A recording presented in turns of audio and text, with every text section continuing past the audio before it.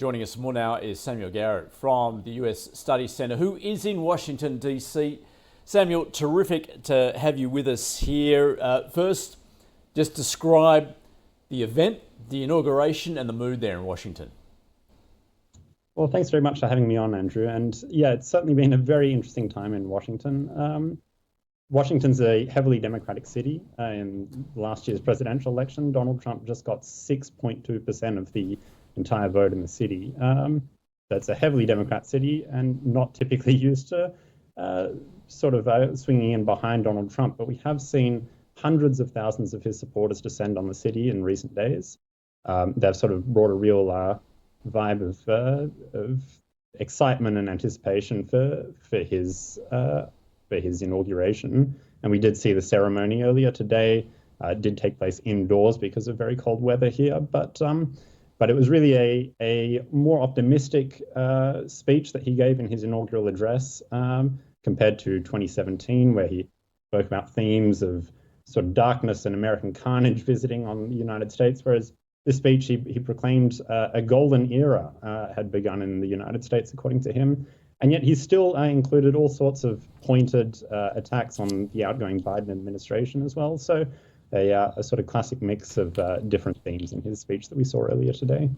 Yes, Samuel, any way you look at it, this is historic. It is a stunning comeback for him, not the least, of course, because he is a convicted felon. And like a raft of claims against him, of course. But how would you describe his place in history, given he has made this comeback?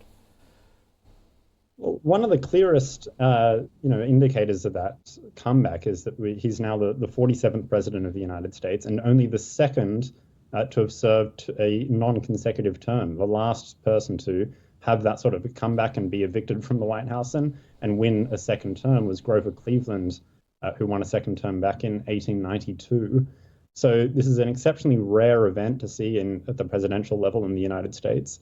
It really seemed to most people in 2020, after he lost the election to Joe Biden, that Trump was, on the political outer, that he'd really lost the influence that he had over the Republican Party. But that's in fact come back much stronger in these next 2 years, while the Republican Party now has a government trifecta of controlling the White House, Senate, and the House of Representatives in Congress.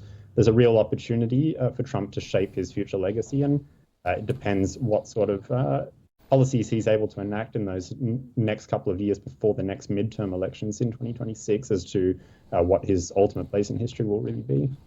Well, let's look at his policies then, and the executive orders. He's hit the ground running. He promised he would do that. Can we first start with tariffs? Because initially it seems he hasn't moved on that. That actually saw the US dollar fall, perhaps some relief from the US trading partners as well.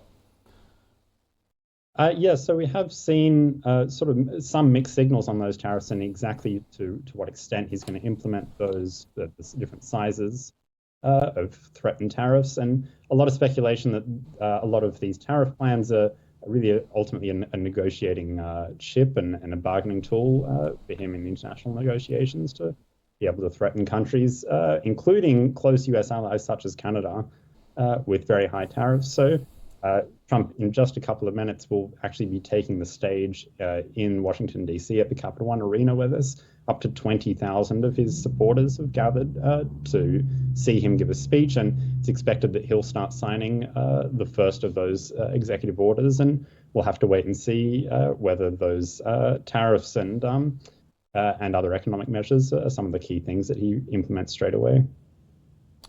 Samuel, what is the likely impact on the global economy and in particular Australia? I mean, clearly trade is at the top of the list. Trade certainly is at the top of the list for Australia. And of course, the Australia-US relationship is largely built on that trading aspect, as well as, of course, aspects of Australia's defence. We've seen a lot of effort from the Australian government going into trying to safeguard the AUKUS agreement for nuclear-powered submarines in Australia, and trying to sort of solidify some support for that amongst Republicans and with Donald Trump himself. Those are all things that the Australian government will be watching. For the rest of the world, of course, and the global economy, it's potentially a very turbulent time. These are quite radical policies in some ways that he's proposing and in some cases threatening to implement. But of course, the key aspect with Donald Trump is unpredictability, and that's something that the world had to adapt to 8 years ago at the beginning of his first term, and it's something that many hadn't expected to have to do again. But it's something that obviously will come back to the fore. But different to his first term, of course, we have seen a lot of major technology companies, in particular, really try to sort of bolster their personal relations with Donald Trump. And we saw earlier today at the inauguration, many of the CEOs of some of the most prominent technology companies in the United States, including Google and Apple, as well as, of course, Elon Musk, all in attendance in the Capitol Rotunda, just meters behind Donald Trump. So we have seen big business, particularly in the United States, attempt to really sort of bolster their support with the new administration. But for the rest of the world, it'll really be a waiting game to have to wait and see what comes of these early days of his administration. And he has already declared a national energy emergency, promising to fill up the US strategic oil reserves, and at the same time withdrawing from the Paris Climate Agreement. What's the likely impact? Well, it certainly will be policies that, as he says, are going to unleash, in his words, American energy. We saw him bring out the classic phrase "drill, baby, drill" in his inaugural address. And there's a real attempt here to brand fossil fuels as key to cheap energy in the United States and key to its geopolitical standing in the rest of the world. There will be a withdrawal almost certainly from the Paris Climate Agreement once again. He's also said that he's going to remove Biden-era tax incentives for electric vehicles that are made in the United States, as well as limit the creation of new wind power plants in the United States and opening up new areas for oil and gas exploration. So those are all policies that will certainly dramatically increase domestic production in the US of fossil fuels. The impact of the climate, of course, could potentially be very significant from that in the next couple of years, and it'll depend on exactly how they go about implementing those policies, just to what the scale of that will be. Given what we've heard, Samuel, from his proposed policies, who's most likely to benefit, do you think, from a second Trump presidency, particularly when we look forward to tax cuts and the like? Is it going to be the elite, the corporations, or the everyday American?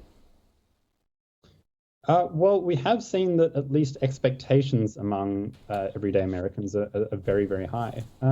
We've got up to 90% of Trump's own supporters saying that they expect that prices of everyday goods will come down as a result of his policies.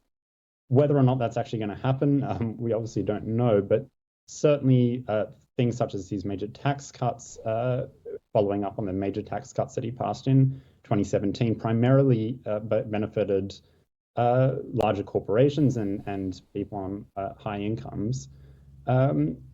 Whether or not that's recreated, we'll obviously have to see. But more importantly, the expectations amongst most of his supporters and the general population is very high for ending things such as inflation and difficulties in the cost of living. So if those policies don't end up benefiting him, we could quickly see an erosion of his support, which, at least for Donald Trump's standards, is relatively high at the moment. He's about more favorable than he's pretty much ever been at the moment in terms of how he's seen in public opinion polling. That'll obviously decline over the course of his term, but it could happen much faster if people don't start seeing results very quickly.